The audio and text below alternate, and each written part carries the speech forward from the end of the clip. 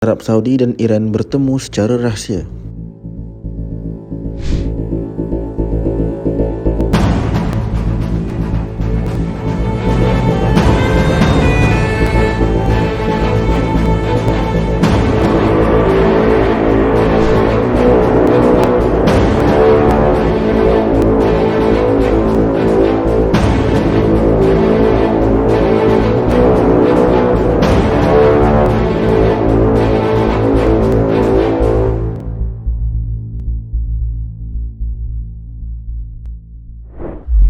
Apa yang menimbulkan persaingan dalam dunia politik? Jika kita lihat kembali sejarah, ada beberapa faktor, antaranya agama, ekonomi, perebutan tanah dan wilayah, serta dalam beberapa kes, cita-cita peribadi. Akan tetapi, ada satu persaingan yang telah terdapat semua faktor ini, iaitu Iran dan Arab Saudi. Dua tonggak Perang Dingin Asia Barat sejak tahun 2016. Iran dan Arab Saudi tidak saling bercakap, apatah lagi berbincang dan berurusan. Mereka lebih suka menggunakan proksi untuk mengebom dan mensabotaj antara satu sama lain.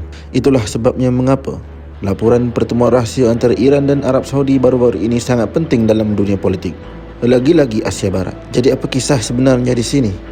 Apakah pertemuan rahsia antara pegawai rasmi dari Iran dan Arab Saudi yang dilaporkan bertemu di Baghdad yang dikatakan berlaku awal bulan April lalu?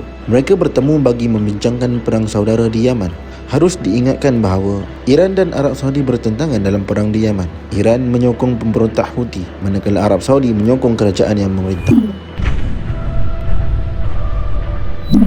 Sejak Joe Biden berkuasa, dinamika perang ini telah berubah kerana US di bawah Biden tidak lagi menyokong Pakatan Saudi. Joe Biden nampaknya tidak mahu ada darah Yaman di tangannya.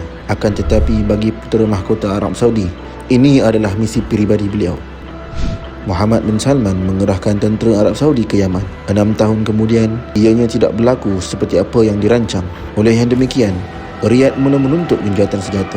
Akan tetapi masalahnya yang mereka hadapi, Houthi percaya mereka semakin berjaya untuk menang. Bagi mereka, gencatan senjata tidak masuk akal. Itulah sebabnya Arab Saudi dan Iran mengadakan pertemuan. Dua negara ini bertemu untuk meredakan kebuntuan. Tapi adakah ia membantu? Agak sukar untuk diperkatakan kerana pertemuan yang begitu rahsia, kita semua tahu, jarang berjaya. Baik Riyadh maupun Tehran tidak mengakui wujudnya pertemuan tersebut. Lebih penting lagi, adakah pertemuan ini memenuhi syarat sebagai tanda aras hubungan Arab Saudi dan Iran semakin baik? Tidak juga. Kedua-dua pihak tidak menginginkan persahabatan. Mereka hanyalah mahu bertemu kerana ianya adalah tindakan yang paling masuk akal buat masa ini. Apa yang Arab Saudi inginkan? Mereka ingin terlihat baik di mata Joe Biden. Mereka juga mahu serangan peluru berpandu dari seberang negara jirannya itu dihentikan. Bagaimana pula dengan Iran? Apa yang Iran mahu daripada pertemuan ini? Iran sangat terdesak menginginkan pelepasan daripada sekatan ekonomi oleh US dan sekutu. Walaupun pertemuan ini sangat penting bagi kedua-dua negara, perbezaan antara Arab Saudi dan Iran masih ada dan akan berlarutan. Apakah perbezaan ini? Kenapa dan mengapa Arab Saudi dan Iran menjadi musuh pada awalnya? Sebab nombor satu adalah agama. Arab Saudi adalah negara beraliran mazhab Sunni. Iran pula adalah bermazhab Syiah. Dua mazhab ini adalah dua mazhab utama di dalam Islam. Mengikut sejarah, dua mazhab ini selalu berperang antara satu sama lain bagi memperjuangkan dominasi politik mazhab masing-masing. Begitulah juga Iran dan Arab Saudi. Antara peristiwa penting yang berlaku adalah Revolusi Islam 1979 yang melanda Iran. Kejadian tersebut merupakan cabaran langsung kepada Riyadh kerana Arab Saudi ketika itu melihat dirinya sebagai pemimpin utama dunia Islam. Akan tetapi kini muncul pecah baru, gabungan teokrasi dan demokrasi, Republik Islam Iran. Setelah itu pula berlaku serangan dan penjajahan Amerika Syarikat ke atas Iraq. Saddam Hussein yang merupakan pemimpin Sunni yang selama ini menjadi tibang tara pengaruh Iran di Iraq dihapuskan. Dengan peluang itu, Iran menghantar tentera proksinya menyerbu ke Iraq. Itulah sebabnya ketika itu Baghdad yang begitu berminat untuk melakukan perdamaian.